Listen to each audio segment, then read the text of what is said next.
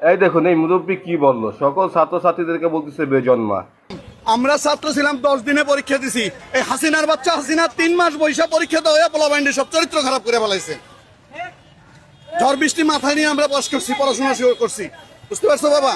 সব এগুলা এগুলা জন্মের ঠিকানা নাই। এগুলা 100% এটা কোনো আন্দোলন না, এটা কোনো আন্দোলন না।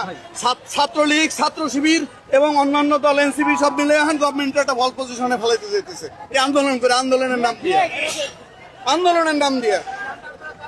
নকল করতে পারতেছে না, কলেজে নকল দিতে পারতেছে না, এসানুল হক মিলা পারতেছে। এই জন্য সবগুলো হয়েছে যে ওরা এই আন্দোলনের নামে এখন রাস্তাঘাটে মানুষকে করছে। সেগুলো বেজন্মা, সব এগুলো সব বেজন্মা। আপনার শিক্ষা দেয় না, এগুলো জীবন ভবিষ্যৎ জিরো জিরো জিরো জিরো। উনি একজন মুরব্বী, কিভাবে এই ধরনের কথাবার্তা বলতে পারে? এটা কি ওনার শিক্ষা? আর উনি কি এই শিক্ষা পাইছে? আপনার মতামতটি কমেন্টে জানাবেন।